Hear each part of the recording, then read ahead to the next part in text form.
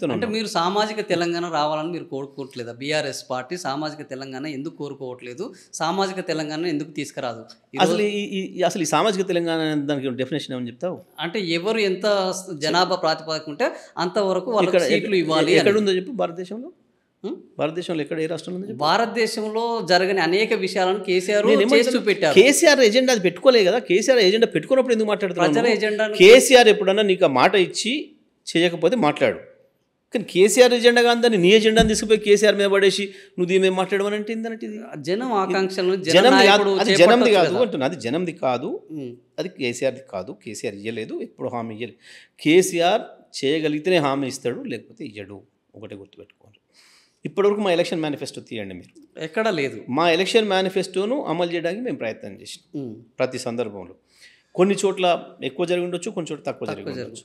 But ఇచ్చిన కమిటీలో కూడా మీరు 50% ఇచ్చారు. భారతదేశంలో ఇప్పటి వరకు ఈ 78 సంవత్సరాల కాలంలో రాజకీయ పార్టీలుగా ఏ పార్టీ కూడా ఎలక్షన్లో ఇచ్చిన హామీని మేనిఫెస్టోను సగం కూడా అమలు చేసిన పార్టీ లేదు.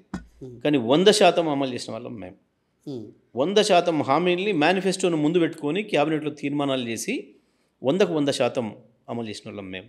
ఏకైక పార్టీ టీఆర్ఎస్ పార్టీగా మేము మాత్రమే చేసినాం. ప్రతి అంశాన్ని టచ్ చేసినాం. ఒక్కటంటే ఒక్కటి మిస్ కావాలి. మీరు మా మేనిఫెస్టోని తీసి అడగొచ్చు నన్ను మళ్ళీ కూడా.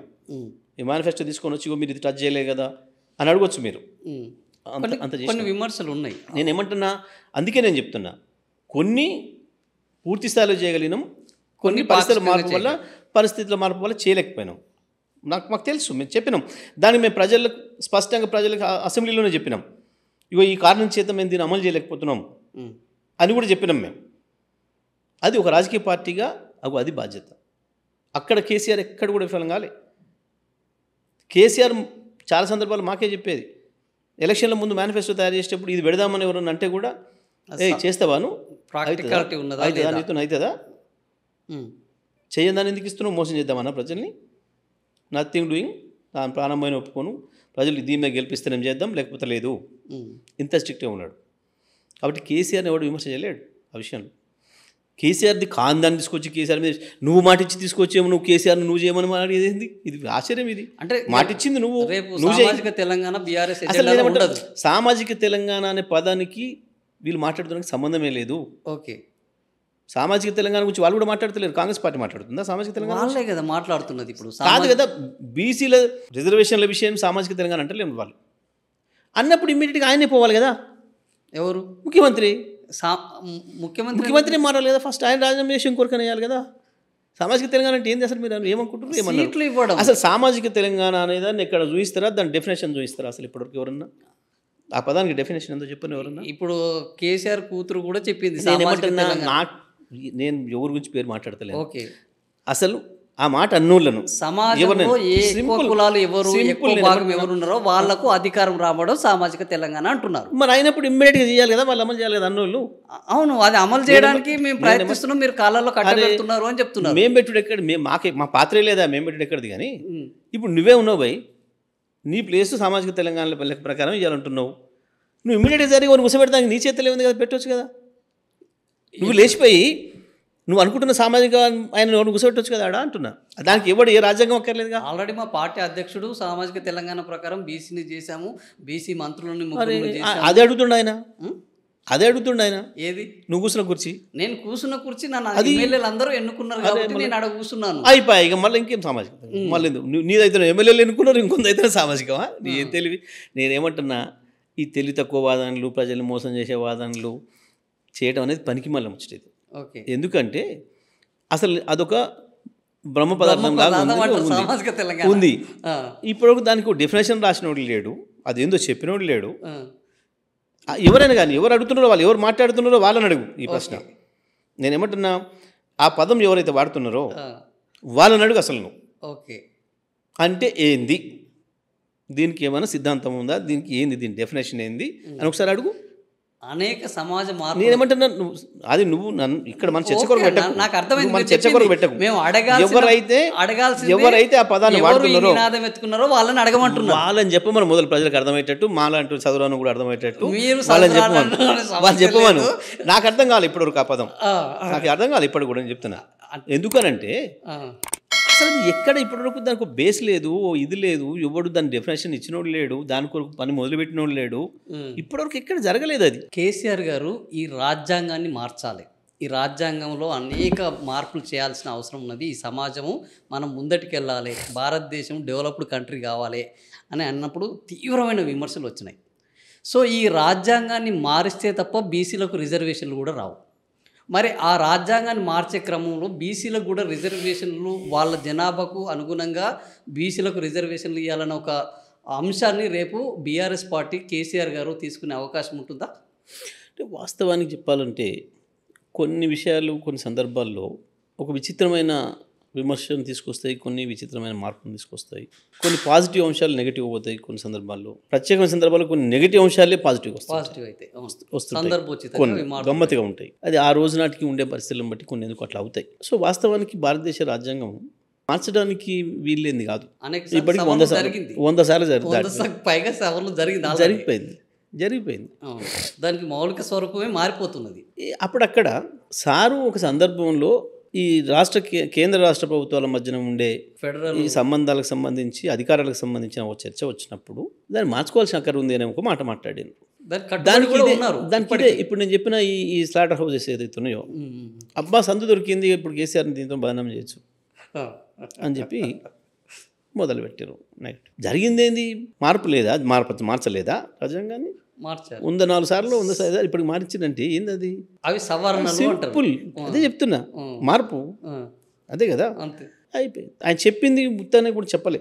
75 సంవత్సరాలు అవుతుంది, 3వ తరం వచ్చింది. ఇప్పుడు ఆకాంక్షలు మారుతాయి, ఆశలు మారుతాయి, ఆకాంక్షలు మారుతాయి, అవసరాలు మారుతాయి, అవకాశాలు మారుతూ వస్తున్నాయి. ప్రపంచం చాలా స్పీడ్గా ముందుకు పోతుంది, ఊహించని మార్పులు జరుగుతున్నాయి. ఇటువంటి సందర్భాల్లో ఎక్కడైనా తెలివికల సమాజాలు ఆయా రోజు వచ్చిన ఆకాంక్షలకు అనుకూలంగా మార్చుకుంటారు, వాళ్ళ లక్ష్యాలను మార్చుకుంటారు అని చెప్పి కూడా చెప్పిండు క్లియర్గా. ఈ రిజర్వేషన్లకు సంబంధించి కూడా అప్పుడు చర్చ వచ్చింది. అదే అందుకనే ఇది కావచ్చు, ఇది కావచ్చు. ఇవి జరగాలి అంటే, ఇటువంటి ఒక శాస్త్రీయంగా జరగాలి అని అంటే, ప్రాంతీయ అభివృద్ధి కూడా ఒక శాస్త్రీయమైన పద్ధతిలో జరగాలి అని అంటే స్థానిక ప్రభుత్వాలకు ఎక్కువ అధికారాలు ఇవ్వాలి. రాష్ట్రాలు కావచ్చు, ఇంకా అంతకంటే కిందికి ఉన్న స్థానిక ప్రభుత్వాలు కావచ్చు. అవి అక్కడనే పరిష్కారం అయిపోయే సమస్యలు అనేకం ఉంటాయి. ఆ ఆకాంక్షలు వాళ్ళకి మాత్రమే తెలుస్తాయి. కాబట్టి ఆ పద్ధతుల్లో కొన్ని సవరణలు చేసుకోవడం అవసరం, దాన్ని మార్పులు చేసుకోవడం అవసరం అనే మాట ఆయన చెప్పింది అన్నాడు. ఇప్పుడు మీరు చూస్తే కూడా భారతదేశాన్ని మొత్తం ఒకసారి చదివితే కేవలం దక్షిణ భారతదేశమే అభివృద్ధి చెంది ఉంది. మొత్తం దక్షిణ భారతదేశమే, ఉత్తర భారతదేశం కంటే దక్షిణ భారతదేశం అభివృద్ధి చెంది ఉంది. దక్షిణ భారతదేశమే సాత్తుంది ఒక రకంగా భారతదేశాన్ని.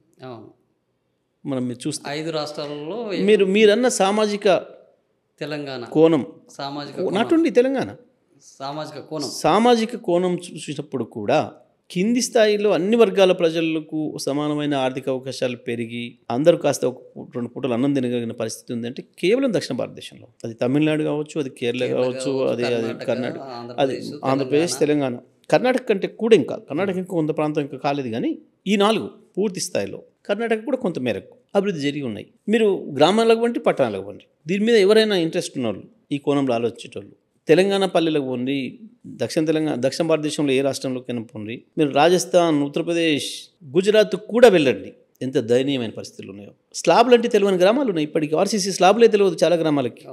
ఈ మధ్యకాలం వరకు, ఒక 5 ఏళ్ల క్రితం వరకు అసలు కరెంట్ అంటే తెలియని గ్రామాలు వేలు ఉన్నాయి. ఉత్తరప్రదేశ్లోనే 2000 గ్రామాలు ఉన్నాయి కరెంట్ లేనివి. ఇప్పటి కూడా చాలా ఉన్నాయి పల్లెలు. బీహార్లో ఉన్నాయి, ఉత్తరప్రదేశ్లో ఉన్నాయి, రాజస్థాన్లో ఉన్నాయి, అంతటి ఉన్నాయి ఇంకా కరెంట్ లేని పల్లెలు ఉన్నాయి. 1-2 సందర్భాల్లో ప్రాంతీయ పార్టీలు వచ్చినా అక్కడ ఆ వచ్చిన కొద్ది కాలం కొంచెం కొద్ది గొప్ప వెలుగు వచ్చింది తప్ప మనలాగా శాశ్వతంగా ఎక్కువ కాలం ప్రాంతీయ పార్టీలు పరిపాలన చేయలేడు. ఈడ ప్రాంతీయ పార్టీల పరిపాలనతోనే ఈ అభివృద్ధి బాగా జరిగింది దక్షిణ భారతదేశం. ఎస్, మీరు చూస్తే చాలా విషయాల్లో తమిళనాడు ముందుంటుంది, మొత్తం ఇక ప్రాంతీయ పార్టీలు తమిళనాడు ముందుంటుంది. అవును, చాలా విషయంలో. అందుకనే సార్ అంటాడు అక్కడి నుంచి నేర్చుకోవాలి మనం అని. అవును, హెల్త్ విషయంలో కావచ్చు, ఎడ్యుకేషన్ విషయంలో కావచ్చు, అనేక విషయాలలో చూసినప్పుడు బాగా రిచ్గా కనపడతాయి గ్రామాలు. తెలంగాణను 10 సంవత్సరాల్లో చేసిన కేసీఆర్. అది ఈ జాతీయ పార్టీల పరిపాలన అంతకాలం తెలంగాణ కూడా బీహార్ లాగానే ఉంది. ఇవాళ మీరు చూడు, ఇవాళ మీరు తెలంగాణ పల్లెలకు, తండలకు పోండి, ఎక్కడికి పోండి, ఎట్లా ఉందో. సో అవన్నీ ఆలోచించినప్పుడు ఆ సందర్భంలో అన్నారు సార్ రాజ్యాంగ సవరణ. సో గట్ల చేయడం అనేది ఒక సామాజిక మార్పు అవుతుంది తప్ప అన్ని వర్గాల ప్రజలు, అట్టడి వర్గాల ప్రజల ఆదాయాలని పెంచడం, వాళ్ళ జీవన ప్రమాణాలను పెంచడం ఒక సామాజిక అభివృద్ధి అయితే తప్ప ఏదో ఒకరికొరకు పదవి ఇస్తే గీదాని కొరకు గాదాని కొరకు ఆ స్లోగన్ తీసుకుంటే దానికి అర్థం ఉండదు. అసలు ఆ స్లోగన్ తీసుకుంటే వాళ్ళకే తెలియదు అసలు అది ఏంది అనేది మొదలు. తీసుకున్న వాళ్ళకి ఎవరికి అసలు ఆ మాట్లాడుతున్న వాళ్ళకి అది అవగాహన ఉండి మాట్లాడుతురా లేక మాట్లాడుతురా అర్థం కాదు. అందుకే అంటున్నాను నేను, కేసీఆర్ ఏది మాట్లాడినా బాధ్యతతో మాట్లాడతాడు, ఏది చేసినా బాధ్యతతో చేస్తాడు. ఆయన ఓని కలిసినట్టు అర్థం ఉంటుంది, కలవలేదంటే అర్థం ఉంటుంది, అవుతానే ఉండదు. ఆయన మాటకే కాదు, ఆయన మౌనానికి కూడా అర్థం ఉంటుంది. ఆ స్థాయిలో ఉండే వాళ్ళు అట్లే ఉండాలి, ఉంటారు అట్లా. నువ్వు కూర్చొని ఇంటి ముందర కూర్చొని అన్నదమ్ముల పంచాయతీ పెళ్ళమౌని పంచాయతీ చెప్పుకుంటూ కూర్చుంటే, అత్త కూడా పంచాయతీ చెప్పుకుంటూ కూర్చుంటే పరిపాలకుడు అవుతాడా, లీడర్ అవుతాడా? కాలేడు కదా. ఇక అందుకు కేసీఆర్ కలవలేదు. ఇప్పుడు జనానికి కేసీఆర్ గారు అర్థం కాకనే ఓడించారంటారన్నా? జనానికి కేసీఆర్ అర్థం కాక కాదు, కొద్దిగా ఆశలు పడ్డారు. ఎవరిని పడతారు, మోసపోయారు. అంటే గంతే భయ్. ఇప్పుడు నీకు 50,000 ఇస్తుండు, నీకు ఆయన 60 ఇస్తారంటే పోవా? 60 ఇస్తారంటే పోవా? అంటే ఇస్తాడా లేదా ఆలోచిస్తారు కదా. వాడు ఛానలే పెట్టుకుండు, వాడు దుకాణం పెట్టుకుని ఛానలే పెట్టుకుండు, 60 ఇస్తాను అన్నాడు. ఫోన్ అయితే పోతావు ఆ నిమిషానికి. తర్వాత వాడు దుకాణం ఎత్తేసిపోతే అయ్యో నీ అమ్మ 50 ఇచ్చిన కానీ మంచిగా ఉండే కదా. దాంట్లో సక్సెస్ అయితే తప్ప వాళ్ళు కూడా గంతే జరిగింది. నమ్మించడంలో సక్సెస్ అయ్యారు అని నేను అనడం లేదు, ప్రజలే అంటారు కదా. ప్రజలే అంటారు కదా మాట. మీరు ఆధారాలు కూడా ఒప్పుకోరు. అది ప్రజలు అంటుంటేనే కదా మనం అనేది.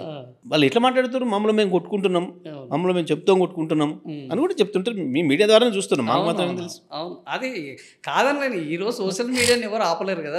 గంతెందుకు భయ్, ఇవాళ పెళ్ళిళ్ళకు ఫంక్షన్లకు పోతే అంతకుముందు మమ్మల్ని చూసి అటు మొక్కం తిప్పుకొని పోయిన వాళ్ళు కూడా ఇప్పుడు వచ్చి పలకరిస్తున్నారు. పొరపాటు జరిగిపోయింది గుర్తిస్తున్నారు. అప్పటికంటే ఎక్కువ సంతోషం ఇప్పుడే ఉంది మీకు.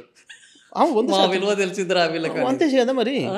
అరే అంతే, అంటే అట్లా వాళ్ళు ఇవాళ వచ్చి ఇవన్నీ మీరు కేసీఆర్ దగ్గర చెప్తుంటారా? కేసీఆర్ గారికి అంటున్నారు ఇట్లా వాళ్ళు వచ్చి, వాళ్ళు విచిత్రమైంది తెలుసా, వాళ్ళు కన్ఫెస్ చేస్తున్నారు ఆశ్చర్యంగా. అవును, కన్ఫెసింగ్ చేయని అమ్మ మేము పొరపాటు చేసినమే, అప్పుడు అనవసరంగా ఉన్నది ఉంచుకోక ఆశకపోతే అంటే మనిషి ఆశాజీవి కదా, నమ్మాడు, అవకాశం ఇచ్చాడు. అదే అంటున్నాం మేము అనేది, అదే అంటున్నాం.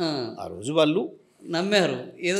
కేసీఆర్ వాళ్ళు ఒక్కటి, ఇంకా వాళ్ళ నమ్మకానికి కారణం కూడా కేసీఆర్. మళ్ళీ ఏం తెలుసా, ఈయనైతే 10 ఇచ్చిండ్రా కేసీఆర్, ఆడు 15 ఇస్తాడు అంటుండు. ఈ 10 అయితే పోవు కదరా, ఆడు 15 ఇస్తాడు ఇడు కనిగా. ఓకే, ఈయన ఎట్లాగూ మళ్ళీ ఈయన వచ్చినా కూడా 10 అయితే ఉంటాయి కదా. 10 అయితే వాళ్ళు ఈ 10 కూడా ఎగ్గొడతాడు అనుకోలే. కాంగ్రెస్ వచ్చి 10 కూడా ఎగ్గొడుతుంది అని అనుకోలే. వాళ్ళు ఊహించది ఇది జరుగుతుంది అనుకోక 10 గ్యారెంటీ అయితే ఉంది, మినిమం బేస్ ఉన్నది. ఏమో అటు కూడా పోతే ఒక్క అడుగు అసుట పోతే 15 వస్తాయేమో, ఆ ఇంటికి పోదాం అని అనుకున్నారు. ఇది 10 ఇట్టే ఇల్లే, దీన్ని దాటి ఒక్క అడిగేస్తే 15 అంటున్నాడు. ఓకే, అందులో పోదాం అనుకుని ఒక అడిగేసిండ్రు. 15 కాదు, ఉన్న 10 చక్కగా రావనేది తర్వాత తెలిసింది.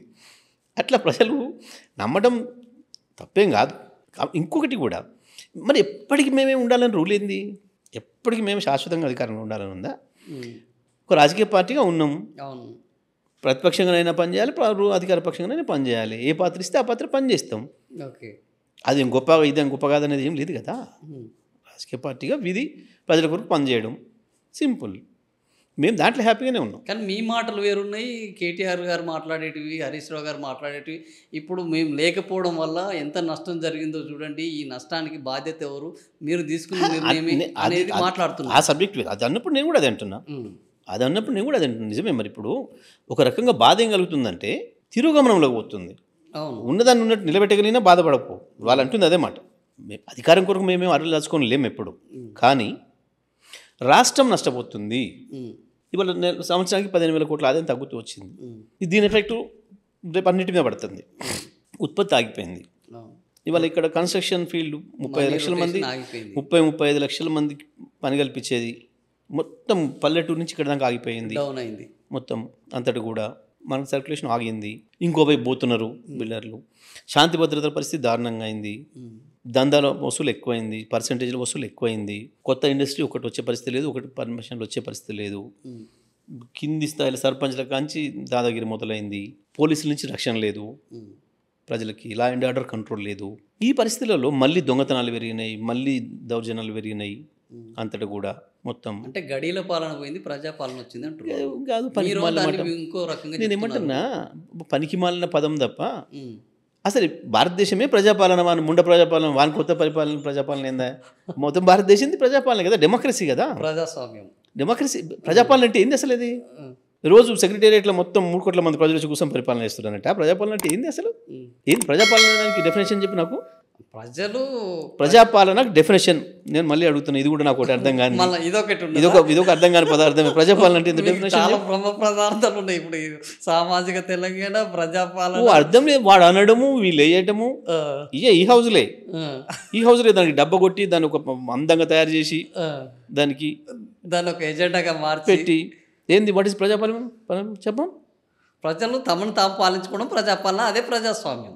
మరిగా భారతదేశంలో 78 ఏళ్ళు జరుగుతుంది కదా. కొత్తగా వచ్చింది ఏంది? కొత్తగా వచ్చిన మార్పు ఏంది? కానీ ఈ విషయాన్ని మీరు ఎన్నికల్లో ఈ విషయాన్ని ఎప్పుడూ చెప్పలేదు. వాళ్ళు ఎన్నికల్లో ఇదే విషయాన్ని నినాదంగా పెట్టుకున్నారు. గడీల పాలన పోవాలి, ప్రజాపాలన రావాలని పెద్ద ఎత్తున ప్రచారం చేశారు. ఆ ప్రచారంలో వాళ్ళు సక్సెస్ అయ్యారు, మనకు పరాజయం పాలైంది. కానీ ఇప్పుడు చెప్తున్నారు ఆ విషయాన్ని అని. చాలా సింపుల్. గడీల నుంచి పరిపాలన జరుగుతుంది అసలు భారతదేశంలో? జరిగితే వాళ్ళకి ఎక్కువ ఉన్నాయి ఇప్పటికి కూడా, కాంగ్రెస్కి. మరిగా అసలు గడీలు ఎవరుకున్నాయి? ఇప్పుడు కాంగ్రెస్ ఎమ్మెల్యేలు మంత్రులది ఎవరుకున్నాయో? మా మంత్రివర్గం ఉన్నది, వాళ్ళ మంత్రివర్గం ఉన్నది, వాళ్ళ ఎమ్మెల్యేలది, మా ఎమ్మెల్యేలది ఎవరికి ఎక్కున్నాయో. సో వాళ్ళదే గడీల పాలన అంటారు మీరు. మరిగా సో ఇప్పుడు నేను అనడంలే, ఇది పనికి మాలిన స్లోగన్ తప్ప. వాడున్నా, నువ్వున్నా, నేనున్నా పరిపాలన గాంచి జరుగుతుంది సెక్రటేరియట్ నుంచి. ఓకే, ఇప్పుడు కొంచెం మారి పోలీస్ పరిపాలన అయింది. ఇప్పుడు కేవలం ఒక పోలీస్ డిపార్ట్మెంట్ మాత్రమే పనిచేస్తుంది, పోలీస్ పరిపాలన అయింది. ఇప్పుడు మిగతా డిపార్ట్మెంట్ కూడా ఏ పని చేస్తలేవు. ఆ పని కాస్త సెక్రటేరియట్ నుంచి వెళ్ళి పోలీస్ పహారాకు వచ్చింది. ఇంత డ్రామాలు చేస్తాడు. ఏందో నేను ప్రగతిభవన్ కాడ ఇది తీసిన నీ ఇంటి చుట్టూ మొత్తం ఎందుకు పోలీసులు పెట్టుకున్నావు? నీ చుట్టూ ఎందుకు మళ్ళీ కంపలు పెట్టుకున్నావు? జూబ్లీ హిల్స్లో మరి ఇంకా ప్రజలందరినీ ఇబ్బంది పెట్టి, ఆ బజార్లను ఇబ్బంది పెట్టి తీసేయి. ఎందుకు నీకు అంత పెద్ద కాన్వాయ్తున్న పోతున్నావు? ఒక్కడిపో ప్రజాపాలన అనేది, ఒక్కడిపో పోలీసుని తీసేసిపో. నువ్వు నీ మంత్రిలో నీ ఎమ్మెల్యే కానీ బొమ్మను ఒక్కరిని, పోలీసు లేకుండా బొమ్మను ఊళ్ళకి. ఏంది అసలు మేము చేసిన దానికి నువ్వు చేసిన దానికి తేడా అయింది. ప్రజాపాలన అంటే ఏంది? అంటే ఇప్పుడు మేము పోలీసులు ప్రజాపాలన ఏంది మరి? నువ్వు చెప్పేది ఏంది? నీ డెఫినేషన్ చెప్పు. నా డెఫినేషన్ అది. ఓకే, ప్రజాపాలన అయినప్పుడు ఏ పోలీసు లేకుండా ప్రజలే రక్షణగా మీ ఎమ్మెల్యేలు, మీ మంత్రులు మీరు పోతే నేను కూడా దాన్ని ఒప్పుకుంటా. ఓకే, మాకంటే భిన్నంగా ఉంది ఇది అని నేను కూడా ఒప్పుకుంటా. ఓకే, మీరు కూడా ఆ రోజు పోలీసులతో పోయారు కాబట్టి నేనేమంటున్నా, నేను అదే అంటున్నా భయ్. నువ్వు మాకంటే భిన్నంగా నువ్వు ప్రజాపాలన అంటున్నావు. ఇప్పుడు నువ్వు అంటున్నావు 100%. అంటే ఏంది? ప్రజలే పరిపాలించుకునేది.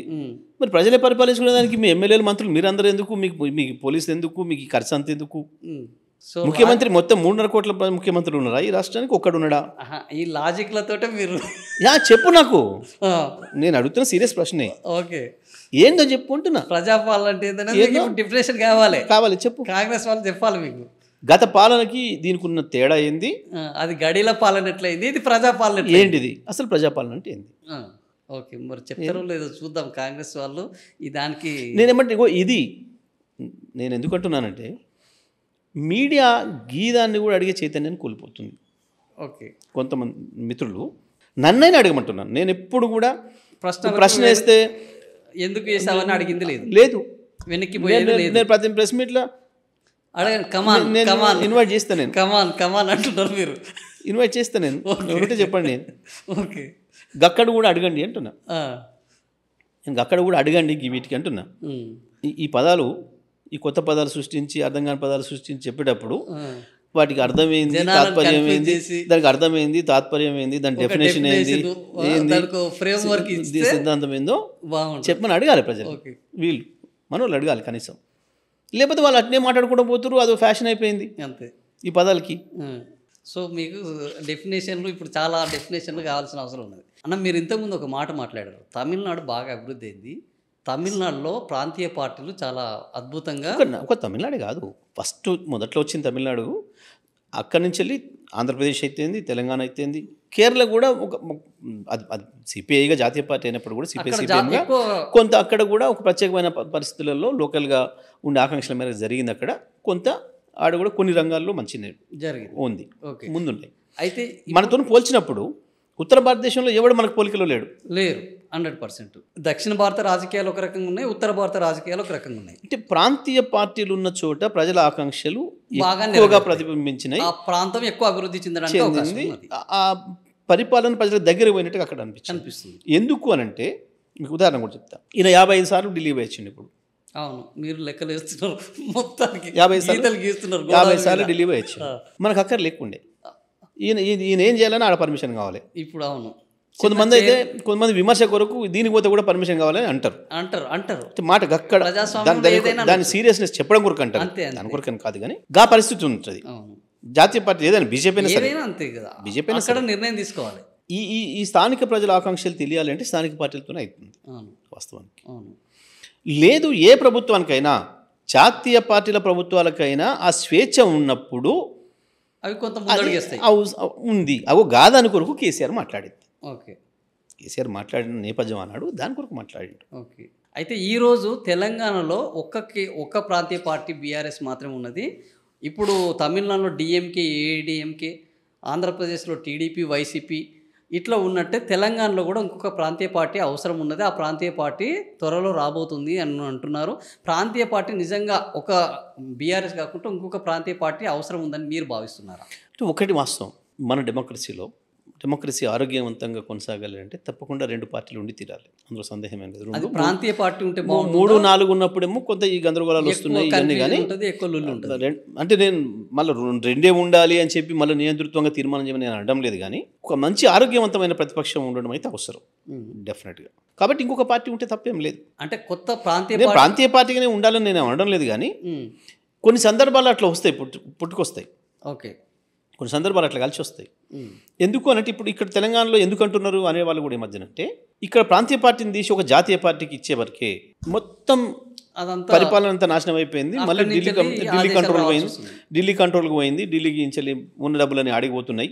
ఇట్లాంటివి వస్తున్నాయి. ఇక్కడ వీళ్ళు ఏమైనా చేసుకుందామన్నా స్వేచ్ఛ లేదు, ప్రతిపక్ష పార్టీ కూడా స్వేచ్ఛ లేదు, ఇక్కడ స్వేచ్ఛ లేకుండా అయింది. కాబట్టి ఇటువంటి పరిస్థితులలో ఇంకోటి రావాలి అనేది ఒక వాదన ఈ మధ్యన కాలంలో వస్తే రావచ్చు. పెద్ద దానికి ఆశ్చర్యం లేదు. ఇప్పుడు బీఆర్ఎస్ అక్కడ ఆంధ్రప్రదేశ్లో కూడా జగన్ అంతే, టీడీపీ అంతే. సో వాళ్ళిద్దరు కొట్లాడు అనుకుంటారు, ఎవరో ఒకరు ప్రాంతీయ పార్టీ అధికారం ఉంటుంది. సో ప్రాంతీయ వాళ్ళ యొక్క ఆలోచనలే అక్కడ అమలు జరుగుతుంటాయి బేసికల్గా. సో ఇక్కడ కూడా బీఆర్ఎస్ ప్రత్యామ్నాయంగా ఇంకొక ప్రాంతీయ పార్టీ ఉంటేనే తెలంగాణ అభివృద్ధి జరుగుతుంది అనేది జనరల్గా ఈ మధ్యకాలంలో చర్చ వస్తుంది. సరిగా అది ఎంతవరకు రియాలిటీలో వస్తుంది ఏందనేది తర్వాత కానీ ఒక చర్చ అయితే వస్తుంది. ఓకే, ఇగో దీనివల్ల దానికి ఆస్కారం ఎందుకు వస్తుందంటే ఇవాళ వీళ్ళ పరిపాలన వల్లనే దానికి కారణం అవుతుంది. ఒకటి అయితే ఇప్పుడు తెలంగాణ రాష్ట్రము బీఆర్ఎస్ పాలన పోయిన తర్వాత తెలంగాణలో కొన్ని మార్పులు జరిగినాయి. ఒకటి టీఎస్ అని మార్చారు, తెలంగాణ తల్లిని మార్చారు, ప్రగతి భవన్ పేరుని మార్చారు. ఇట్లా ఈ పేర్లన్నీ మారుస్తున్నారు. తెలంగాణ జనరల్గా పేర్లు మార్చడం అంటే అది పేరు ఒకటే కాదు, అది ఒక బ్రాండ్. ఎప్పుడైనా టీఎస్ అనేది ఒక బ్రాండ్ అంటాం, తెలంగాణ తల్లి అనేది ఒక బ్రాండు. ఇట్లాంటి మార్చరు. రేపు మళ్ళీ పరిస్థితి మారితే ఈ మారిన అన్నీ మళ్ళీ తిరిగి మార్చే అవకాశం ఉందా, లేదా ఇదే విధానంలో కొనసాగుతుందా? తెలంగాణ తత్వం అనేది మళ్ళీ రాబోయే పాలనలో కనిపిస్తుందా? తెలంగాణ ఆత్మ కనిపిస్తుందా? 100% తెలంగాణ అస్తిత్వాన్ని నిలబెట్టడానికి కావాల్సిన అన్ని చర్యలు కూడా తీసుకుంటాం, అందులో డౌట్ లేదు. తప్పకుండా తీసుకుంటాం. తెలంగాణ అస్తిత్వాన్ని నిలబెట్టడానికి ఏమేమి తీసుకోవాలన్నా గత ప్రభుత్వంగా మేమేమి తీసుకున్నామో, ఇంకా అప్పుడు మిస్ అయినవి కూడా ఏమైనా ఉంటే కూడా తప్పకుండా తెలంగాణ అస్తిత్వాన్ని నిలబెట్టే ప్రయత్నం, మన చరిత్రను, మన భవిష్యత్తును, మొత్తం వారసత్వాన్ని, ఇక్కడ ఉండే వారసత్వాన్ని, సాంస్కృతిక వారసత్వాన్ని అన్ని రకాలు కూడా నిలబెట్టడానికి మళ్ళీ ప్రయత్నం చేస్తాం. అంటే ఈరోజు మన బతుకమ్మ పండుగ జరిగితే జెండాల పండుగని కేసీఆర్ పాటలే ఎక్కువ పాడుకున్నారు, అది పెద్ద వైరల్ కూడా అయింది. వాళ్ళు పెట్టుకున్న తెలంగాణ ఆ తల్లిని ఆ సోనియమ్మ తల్లిని తీసుకుపోయి వాళ్ళకి అప్పచెప్తాం. వాళ్ళ రాజీవ్ గాంధీని కూడా వాళ్ళ గాంధీ భవన్కి అప్పచెప్తాం. మా తెలంగాణ తల్లిని మేము ఇక్కడ పెట్టుకుంటాం అని చాలా స్పష్టంగా చెప్పినాం, చేస్తాం. పెద్ద ఇష్యూ, చిన్న పని అది పెద్ద ఎజెండా కాదు మనకు. అవును, చాలా చిన్న పని, చాలా చిన్న పాయింట్. బట్ ఇది తెలంగాణ ఆత్మగౌరవానికి సంబంధించింది కాబట్టి మీ దృష్టికి తీసుకురావాల్సిన అవసరం ఏర్పడేది. దీని మీద చిన్న పాయింటే కావచ్చు, కానీ తెలంగాణకు కొంత నేను అందుకే అన్నా, అన్నిటికీ కలిపి చెప్పిన తెలంగాణ అస్తిత్వాన్ని నిలబెట్టుకోవడం కొరకు తెలంగాణ అస్తిత్వం అనేది చాలా పెద్ద పదం. దీంట్లో అన్నీ ఉంటాయి, సాంస్కృతిక వారసత్వంతో సహా అన్నీ ఉంటాయి, మన చరిత్ర పూర్తిగా అన్నీ ఉంటాయి. దానికి సంబంధించి ఏమేమి చర్యలు తీసుకోవాలో అన్నీ కూడా తీసుకుంటాం అన్న. ఇప్పుడు నిన్న ఒక వార్త వచ్చింది, మీరు విద్యుత్ శాఖ మంత్రిగా పనిచేశారు, కొత్త డిస్కమ్ను తీసుకొస్తున్నాము అని ఒకటి. ఇంకోటి డిస్కమ్ కోసం 1,00,000 కోట్ల రూపాయలు బెయిల్అవుట్ ప్యాకేజీ చేయాలి కేంద్రం అనేది ఒక ప్రపోజల్ వచ్చింది అనేది. ఈరోజు తెలంగాణలో విద్యుత్ ఉత్పత్తి కూడా చాలా తక్కువ ధరకి జరుగుతున్నది. కాబట్టి మేము వాళ్ళు చేసిన దానికంటే అద్భుతమైన విద్యుత్ సంస్కరణలు తీసుకొస్తున్నాము. వాళ్ళు గుదిబండగా మార్చారు. మేము వీటిని బ్రహ్మాండంగా తయారు చేయబోతున్నామని ఒకటి వార్తలు మీరు చూసి ఉంటారు. మీరు విద్యుత్ శాఖ మంత్రిగా చేశారు. ఇందులో మర్మం ఏంది, అసలు వాస్తవం ఏంది? తొందరలోనే బయట పెడతాం మొత్తం కుట్ర, ఏం చేయబోతున్నారో, ఎట్లా నాశనం చేయబోతున్నారో, దాన్ని తీసుకుపోయి ప్రైవేట్ వాళ్ళకి అప్పచెప్పేదానికి ఏం కుట్రలు చేస్తున్నారో మొత్తం తొందరలోనే బయట పెడతాం. అంటే ఈ తెలంగాణకి వెలుగులు ఉండే అవకాశం ఉందా, లేకపోతే ఇట్లనే కొనసాగితే చీకట్లో తెలంగాణ ప్రజలను కరెంటు వెలుగుల పేరు మీద వాళ్ళ బతుకులు చీకట్లకు పంపే ప్రయత్నం చేస్తున్నారు. అంత పెద్ద కుట్ర చేస్తున్నారు. తెలంగాణ ప్రజలకు చీకట్లో మొత్తం తెలంగాణ కరెంటుని తీసుకుపోయి ప్రైవేటైజేషన్ చేయడానికి ఏమేం కావాలో అన్ని పనులు చేసుకుంటూ వస్తున్నారు. ఈ కుట్రలన్నింటినీ తొందరలోనే బయట పెడతాం. ఓకే, అంటే ఇంకా సమయం రాలేదు దానికి, అన్నీ రావాలి ఇంకా పూర్తిగా. ఓకే, సో ఇది ఒక 1,00,000 కోట్ల ఇప్పుడు thermal project, Yadadri thermal project భారంగా మారింది, డిస్కమ్లు భారంగా మారినాయి. మీరు చేసి సింపుల్ కమిషన్ వేసారు కదా, వేసారు. ఎందుకు కమిషన్ రిపోర్ట్ బయట పెడతలేరు? 8 నెలలు అయింది, 9 నెలలు అయింది. అవును, కమిషన్ రిపోర్ట్ కూడా అడిగారు కమిషన్ రిపోర్ట్ అని బయట పెట్టండి అని. ఎందుకు పెడతలేరు? గుదిపండం ఏం చేసినవా, వాళ్ళు చేసిరా, ఇప్పుడు వాళ్ళు చేస్తుండ్రా, అన్నీ తేలుతాయి. అంటే ఒక్కొక్కటి మన పీసీ గోస్ కమిషన్ రిపోర్ట్ బయట పెట్టారు. కాదు, దీనికంటే 10 నెలలు ముందట కదా అది వచ్చింది. ఇదేం రాకముందు రోజే హడావుడి చేసిండ్రు. స్టెప్ బై స్టెప్ బయట ముందు రోజే మీ దాంట్లో రాయించుకోరు. రేపు పొద్దున సబ్మిషన్ అవుతుంది, రేపు రాత్రి ఒక కేసీఆర్ లోపలికే, ఈయన లోపలికి, ఆయన లోపలికి రాయించేసుకోరు. మీ దాంట్లో రాయించుకోరు, వాయించుకోరు. మరి ఎందుకో ఇది పెట్టి 8 నెలలు అయింది, ఎండ పెట్టుకోరు. ఎన్నికల ముందు జగదీష్ ఇది ఎండ పెట్టుకోరు అంటున్నా. కమిషన్ ముందడికి పిలిపిస్తాం జగదీష్ రెడ్డిని, ఎన్నికల ముందు లోపటేసేస్తాము. ఇప్పుడే ఎందుకు తొందరపడాలి, ఇప్పుడు వేసేదానికి ఏంది, ఇప్పటి చేసి పెట్టడానికి అయిపోయింది. ఇప్పటి చేసేది ఇప్పుడు వేసేదానికి ఏంది? ఎట్లా కోర్టులకు పోతారు, ఇవన్నీ తెచ్చుకుంటారు, అవకాశం లేకుండా చేస్తాము అనేది మా ఆలోచన. మా మీకెందుకు చెప్పిరా? ఇట్లనే చెప్పిరా? వాళ్ళ ఆలోచన. బయట ఇట్లా బయట తీస్తే సిగ్గుపోతుంది వాళ్ళది, సిగ్గుపోతుంది. గంత క్లియర్గా ఉంది. నేను మొదటి రోజే చెప్పిన, నేను ఉత్తరాన్ని ఛాలెంజ్ చేయాలి అసెంబ్లీలో. విచారణ చెయ్యండి, కేసీఆర్ మల్లె పూలాగా తిరిగి వస్తాడు, కడిగిన వజ్రం లాగా వస్తారు అని చెప్పిన. అదే జరిగింది. అందుకనే మనిషిలో పెట్టుకోరు. ఓకే, సో ఇంకా ఇప్పుడు డిస్కంలోని తెలంగాణ డిస్కమ్ కాపాడే అవకాశం ఉన్నదా లేదా?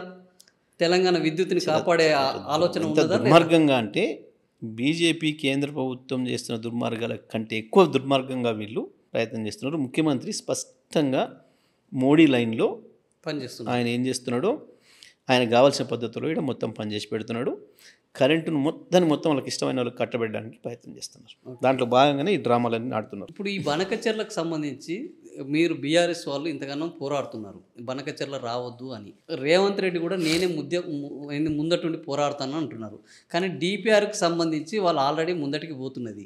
ఇప్పుడు మీ మౌనము బీఆర్ఎస్కు ఈ రాష్ట్రం మీద అవునన్నా కాదన్నా అది తెచ్చిన పార్టీగా ఒకటి ఉన్నది. కానీ మీ మౌనము ఈ రాజకీయ కక్షల నేపథ్యంలో తెలంగాణకు రేపు తీరని శాపంగా మారబోతుందా? ఇప్పుడు బనకచెర్ల గురించి ప్రభుత్వ మౌనం తప్పకుండా శాపమే అవుతుంది. మేమే కదా మాట్లాడుతుంది, మేమే కొట్లాడుతుంది, మేమే. కేసీఆర్ గారు ఇప్పటికే చాలామంది అడ్వకేట్స్తో కూడా మాట్లాడండు. మనం ఏమైనా కోర్టులు పోవడానికి అవకాశం ఉందా? ఎందుకంటే ప్రభుత్వాలకు ఉంటుంది. ఆనాడేం ప్రభుత్వంగా లేము కాబట్టి మనం కేవలం తెలంగాణ ఉద్యమకారులుగానే ఉన్నాం కాబట్టి మనం ఆనాడు ఉద్యమకారులుగా పార్టీగా పోయినాం. కానీ వాళ్ళకు ప్రభుత్వంగా ఏర్పడిన తర్వాత ప్రభుత్వానికే అవకాశాలు ఉంటాయి కొట్టడానికి. ఇప్పుడు అపెక్స్ కమిటీ ఉంటుంది, దాన్ని ముఖ్యమంత్రి డిమాండ్ చేయాలి. ఆ కమిటీలోనే కేంద్ర మంత్రి, 2 రాష్ట్రాల ముఖ్యమంత్రులు ఒప్పుకున్నదానికే ముందుకు పోవాలి దేనికైనా. అది డిమాండ్ చేస్తలేడు ఈయన. మేము అడుగుతున్నది అదే, నువ్వు దానికి ఎందుకు డిమాండ్ చేస్తలేవు? అసలు సంస్థ అది, ఆపే కమిటీ అది, అధికారాలు ఉన్నది అది. దాన్ని వదిలిపెట్టి ఉత్త మీటింగ్ పోయిండు, పోనని చెప్పిండు, రాత్రి లీక్ ఇచ్చిండు, మళ్ళీ తెల్లారిపోయిండు, అసలు దాని మీద చర్చే జరగలేదన్నాడు. ఈయన అన్న గంట సేపటికి ఆంధ్రప్రదేశ్ మంత్రి దాని మీదనే చర్చ అయింది, సంతకం పెట్టిండు తెలంగాణ ముఖ్యమంత్రి అని చెప్పిండు. ఇన్ని అబద్ధాలు ఆడుతున్నాడు ఈయన. పూర్తిగా లొంగిపోయి ఉన్నాడు. బనకచెర్ల అయ్యే అవకాశం చంద్రబాబుకి మోడీకి పూర్తిగా లొంగిపోయి ఉన్నాడు. పూర్తిగా వాళ్ళకి కావాల్సిన పద్ధతిలో పనిచేస్తున్నాడు. తప్పకుండా అది తెలంగాణకు నష్టం కలిగించేది, అందులో సందేహం ఏం లేదు. దాన్ని మేము వ్యతిరేకిస్తాం, తప్పకుండా కొట్లాడతాం. దాన్ని ఎక్కడానికైనా ఆపడానికి మేము చేయాల్సిన పోరాటం అంతా కూడా చేస్తాం. బనకచెర్ల ఆగుతుందా కొనసాగుతుందా మీ లెక్క ప్రకారం? ఎట్టి పరిస్థితులలో ఆగి తీరాలి. ఆగి తీరాలి. ఈయన మీద ఒత్తిడి తేవాల్సిన అవసరం ఉంది తెలంగాణ సమాజం. ఓకే అపెక్స్ కమిటీ మీటింగ్కు పిలవాలి, అపెక్స్ కమిటీలో వ్యతిరేకించాలి, దాంతో ఆపాలి ఓకే. ఎట్టి పరిస్థితుల్లో కూడా. ఇప్పుడు మొన్న మీరు ఎస్ఎల్బీసీ దగ్గరికి పోయి కూడా మొత్తం చూపెట్టారు, మేమేం చేశాము వాళ్ళు ఏం చేశారు ఇదంతా. ఇప్పుడు ఎస్ఎల్బీసీని కూడా మళ్ళీ కొత్తగా టన్నెల్ పద్ధతిలో కాదు బ్లాస్టింగ్ పద్ధతిలో చేస్తాము అంటున్నారు. ఇది ఫీజిబిలిటీ ఉన్న విధానమేనా? ఎస్ఎల్బీసీ రేపు అయ్యే అవకాశం ఉన్నదా? వాస్తవానికి ఆనాడే పెద్ద కుట్ర. ఆనాడే మేము చెప్పినాం ఉద్యమకారులుగా, కేవలం 4 పులులు భయపడిపోతాయన్న కారణం చూపించి 10 ఏళ్ళు పర్యావరణ అనుమతులు ఆపింది కేంద్రం, కాంగ్రెస్ అన్నాడు. ఇక్కడ కాంగ్రెసే అక్కడ కాంగ్రెసే. ఓకే. ఒక కుట్రపూరితమైంది. ప్రపంచంలో ఎవడు వాడిన టెక్నాలజీ తీసుకొచ్చి పెట్టిండ్రు, ఈ టెక్నాలజీ ఎప్పటికి కూడా కరెక్ట్ కాదు అని చెప్పి మేము ఆనాడే చెప్పిన రికార్డ్స్ ఉన్నాయి. నేను ఇవాళ మాట్లాడటం టన్నెల్ అనేది ఆ టన్నెల్ బోరింగ్ మిషన్ అది సాధ్యం TBM అనేది ప్రపంచంలో ఎవడు వాడలేదు. కేవలం తెలంగాణకు కంటి తుడుపుగా పెట్టారు కానీ నల్గొండ జిల్లాకు నీళ్ళు ఇవ్వడానికి పెట్టలేదు. ఇది శ్రీశైలాన్ని కూడా దోసుకుపోవడానికి రాజశేఖర రెడ్డి చేసిన కుట్ర ఇది అని చెప్పి మేము స్పష్టంగా చెప్పినాం అన్నాడు, క్లియర్గా. అదే వాస్తవం అని ఇలా తేలింది. ఇవాళ పెట్టింది వీళ్ళే, ఇవాళ వీళ్ళు అదే రాజశేఖర రెడ్డిని ఎత్తుకొని ముద్దాడి ఊరేగింపు చేస్తుంది వీళ్ళే కదా ఇప్పటికి కూడా. ఇప్పుడు కూడా మేమే రాజశేఖర రెడ్డి వారసులు, మా నాయకుడు తెచ్చిన మాట్లాడుతున్నారు కదా, అదే రాజశేఖర రెడ్డి ఇచ్చింది కదా ఇది, ఈ టెక్నాలజీ. ఆనాడు మేము వ్యతిరేకించినాం కదా, ఇవాళ మళ్ళీ ఇంత ఖర్చు పెట్టి ఇంత చేసి ఇప్పుడు అది పనికిరాదు కొత్తది చేస్తాం మేము అంటున్నారు. చేయనియండి, ఏం చేస్తారో చూస్తాం మేము. అంటే మీ పనికి మళ్ళీ ఉత్తర కోతలు తప్ప ఏం పని చేసిరని అది చేస్తారు వీళ్ళు. ఇప్పటివరకు ఏదైనా ఒక పనికి వచ్చే పని, ఒక పైసా పని ఏదైనా చేసినరా? మేము వేసిన రోడ్లనే తట్టడి మట్టి పోసి బాగు చేసే పరిస్థితుల్లో లేరు, గుంతలు పూడ్చే అవకాశం వీళ్ళు ఇప్పటికి. ఇంకా ప్రాజెక్టులు కట్టి సకదనాలకి కొత్త దోమి నీళ్ళు ఇస్తారని ప్రజలు నమ్ముతారా? వీళ్ళను చేయాలి, ఏం చేస్తారో చూస్తాం మేము. ఉతే మాటల వరకే ఉన్నాయి, చూస్తున్నా నేను. ఓకే. సో అవకాశం కోసం ఎదురు చూస్తున్నారు మీరు. తప్పకుండా బండారం బయటవాళ్ళు అవుతుంది. ఓకే. ఇలా డ్రామాలని గురుకుల బాట పడతామని కేటీఆర్ గారు చెప్పారు. ఇప్పటికీ 150 మంది విద్యార్థులు చచ్చిపోయారు. ఇది ఏంది ఈ పాపం అన్నారు. కానీ ఇంతవరకు గురుకుల బాట పట్టలేదు, ఓన్లీ ప్రకటనలకే పరిమితం అవుతున్నారు బీఆర్ఎస్ వాళ్ళు కూడా.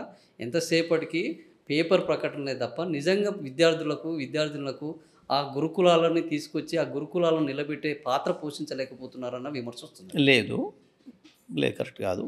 మేము గురుకుల బాట పట్టినాం, పోయినాం. మేము స్వయంగా నేను కూడా పోయినా, అందరం కేటీఆర్ గారు పోయినరు, హరీష్ రావు గారు పోయినరు, మా పార్టీలు ఇంకోసారి. ఆ తర్వాత కమిటీ వేసి గురుకులాలని ఆ రోజు అయితే సెక్రటరీగా కొంత అభివృద్ధి చేసిండు ప్రవీణ్ కుమార్ గారు, ఆ రోజు మా గవర్నమెంట్లో ఉండి. తన నాయకత్వంలో ఒక కమిటీ వేసినాం, వాళ్ళు కూడా పోయి వచ్చిండ్రు, వాళ్ళు కూడా సబ్మిట్ చేసిండ్రు. దాంతో మేము మానవ హక్కుల కమిషన్ కూడా చేసినాం. మేము ఆ పోరాటం చేస్తున్నాం, ఇంకా కొనసాగిస్తాం. ప్రతిపక్షంగా మేము ఎక్కడ ఏ ఒక చిన్న అవకాశం కూడా వదిలిపెట్టలేం. హైడ్రా నుంచి మొదలు పెడితే ఇప్పటివరకు ప్రతి అంశంలో మేము ప్రజల కొరుకున్నాం, పిల్లల కొరుకున్నాం. కేసీఆర్ కాదా మీద చాలాసార్లు బాధపడ్డది. అది కనీసం అన్నం పెట్టేటప్పుడు విషయం పెట్టి చంపడైంది పిల్లల్ని.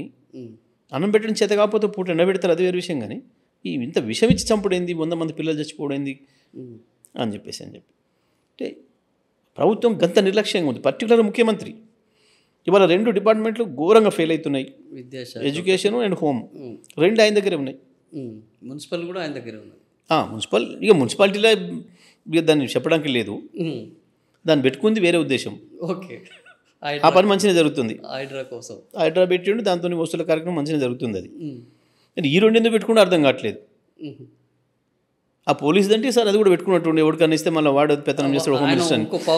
ఆ విద్యాశాఖ ఎవరెవరికి ఇవ్వాల్సి ఉండే మంత్రిగా. ఓకే. విద్యాశాఖకు మంత్రి లేకపోతే ఒక రోజు కూడా వెళ్ళలేదు వాస్తవానికి. విద్యాశాఖ అన్నింటిలోకెళ్ళి డైనమిక్గా ఉండాల్సిన శాఖ. ఎందుకంటే ప్రతిరోజు సమస్యలు వస్తుంటాయి, 100 సమస్యలు వస్తుంటాయి. వాస్తవానికి నేను చేయలేక వదులుకున్నదాన్ని.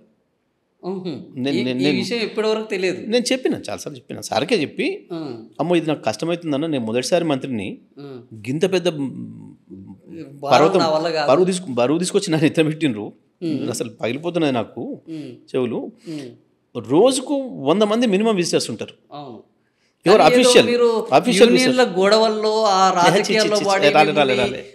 రాలేదు, అసలు ఏది లేదు. కావు చెప్తున్నాను, ఇది నిమిషం అలర్ట్గా ఉండి పనిచేయాల్సిన శాఖ. 100 మంది అధికారులు. ఎందుకంటే ఇన్స్టిట్యూషన్స్ దేని దానికి ఇండిపెండెంట్ ఇన్స్టిట్యూషన్స్, స్వతంత్ర ఇన్స్టిట్యూషన్స్, యూనివర్సిటీస్ కావచ్చు, ఇతర సొసైటీస్ కావచ్చు, అన్నీ కూడా మినిమం 100 మంది అఫీషియల్ విజిటర్స్ని అడ్రస్ చేయాల్సి ఉంటుంది, అధికారులని అడ్రస్ చేయాల్సి ఉంటుంది ఒక్కొక్క ఇష్యూ మీద పనిచేయగలిగితే. నాకు ఇంకోటి మీద మొదటిసారి అవడు, జిల్లాకు నేను ఒక మంత్రిగా ఉండు, అప్పటికి 6 కాన్స్టిట్యున్సీలలో మా పెద్ద నాయకులు ఉండు అవతల అంత ముఖ్యమంత్రులు అనుకునే నాయకులు ఉండు ఆడికి నేను పోయి పొలిటికల్గా పనిచేయాల్సిన అవసరం ఉండడు. సాగర్ కావచ్చు, నల్గొండ కావచ్చు, మిర్యాలగూడ కావచ్చు, హుజూర్నగర్ కావచ్చు, కోదాడ కావచ్చు, ఇవన్నీ కూడా.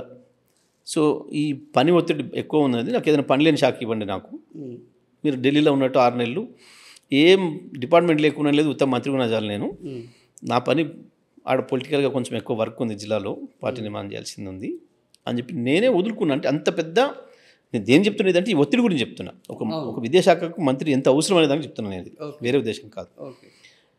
గంత పని చేయాలి దాంట్లో. దాంట్లో ఒక సీనియర్ని చూసి ఇవ్వాలి మంచిగా. కొంచెం ఓపిక ఉన్న ఆయనను సీనియర్ను చూసి ఇవ్వాలి. అటువంటిది అసలు ఎవరిని కలవాడు ఏది లేదు. మీ తర్వాత ఇచ్చారు, సో మీరు హ్యాపీయా? నేను లండన్లో ఉన్నప్పుడు ఫోన్ చేశారు సార్ నాకు. నేను లండన్ పోయినా విదేశాఖ కాన్ఫరెన్స్కి. ఫోన్ చేసి జగదీష్ ఇట్లా నువ్వు అప్పుడు మరి వద్దంటివి కదా, మారుద్దామంటివి కదా, ఇప్పుడు సిఆర్ గారు వస్తున్నారు, ఆయన ఎంత ముందు చేసి ఆయనకి ఇద్దాము, మరి కొంచెం పని ఏం లేకుండా ఉండే శాఖ కావాలన్నా కదా, కొంచెం ఎలక్ట్రిసిటీ మంచిగానే ఉంటుంది, నేను ఉండనే ఉంటాను, నేను నాకు పూర్తి అవగాహన ఉంది కదా దాని మీద, ఆల్రెడీ చాలా పని చేసిన, ఇద్దరు ఎప్పుడు కలిసి ఉంటారు కాబట్టి ఇద్దరు పెట్టుకోవచ్చు, అది ఈజీ ఉంటుంది, అది ఓకేనా అన్నాడు. అంటే సంతోషం, నాకు ఇంకా అంతకన్నా ఏం కావాలి, మీతో కలిసి తిరగడం కంటే నాకే ఓకే అది మంచిగా ఉంటుంది ఇంకా అని చెప్పిన. సో అట్లా ఇచ్చిన. నేను ఎందుకు చెప్తున్నానంటే నేను ఇంత పని చేయగలిగిన నేనే, ఇంత ఒప్పుకున్నాను నేనే, దాన్ని భరించడం నా వల్ల పూర్తి స్థాయిలో చేయలేకపోతున్నా, తప్పించుకున్నా, అదే టైం ఇవ్వలేకపోతున్నా, అంత ప్రెజర్ అవుతుంది. అంటే నాకు పొలిటికల్ ప్రెజర్ ఎక్కువ ఉండేది. నాకు పొలిటికల్ విజిటర్సే రోజు 200 నుంచి 300 ఉండేది. సో ఇది అది అనేటికి బాగా ఇబ్బంది అయింది. నాకు ఇంకోటి ఏంది, స్టేట్ అంతటి నుంచి ఉండేది విజిటర్స్. 14 ఏళ్ళు రాష్ట్రంలో అన్ని జిల్లాలో పనిచేసి వచ్చినా కాబట్టి బాగా వాళ్ళు చాలామంది వద్దురు అన్ని ప్రాంతాల నుంచి. సో అట్లా నాకు అది ఆ ఒత్తిడి ఒకటి ఎక్కువ ఉందన్న, పొలిటికల్ ఒత్తిడి ఎక్కువ ఉంది. నేను అటు ఎక్కువ ఇంట్రెస్ట్ పెడుతున్నా.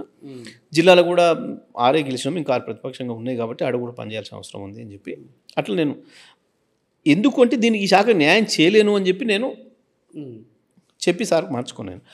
గంత ఒత్తిడి ఉంటుంది అని చెప్పడం కూడా చెప్తున్నాను. గంత పని ఉంటుంది విద్యాశాఖలో, మినిట్ టు మినిట్ చెక్ చేయాల్సింది ఉంటుంది.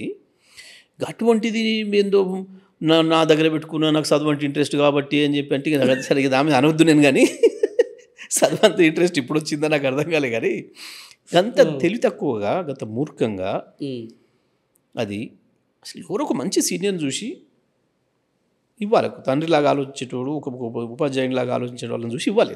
ఓకే, వాస్తవానికి ఇక దాన్ని పెట్టుకొని పిల్లల్ని చంపి ఏం లాభం? మొత్తం భారతదేశంలో ఏ విద్యాశాఖ మంత్రి పీరియడ్లో పిల్లలు చచ్చిపోయారా అంటే ఒక రికార్డు నాకు రేవంత్ రెడ్డి అనబడే విద్యాశాఖ మంత్రి నాయకత్వంలో 150 మంది పిల్లలు చచ్చిపోయారు గురుకుల పాఠశాలలో ఇలా పెట్టిన విషయం తిని అని. ఏం దుర్మార్గం, ఏం సాధించండు, ఏం గొప్ప చేసిండు దాంట్లో? గీ పని చేసేది ఏం జరిగింది? నాకే కాదు మొత్తం మంత్రులందరికీ ఎంబీబీఎస్ సీట్ కొరకు, ఇంజనీరింగ్ సీట్ కొరకు వచ్చుడు కాదు ఒత్తిడి, గురుకుల పాఠశాల సీట్ మంది చెప్పేసి అని చెప్పి ఎంతమంది వద్దరు, చాలా ఒత్తిడి వచ్చేది. ఇవాళ టీసీలు తీసుకొని వెళ్ళిపోతున్నారు. గా పరిస్థితి తెచ్చిండు విదేశాఖ మంత్రి. ఆయన సాధించిన గొప్ప గది.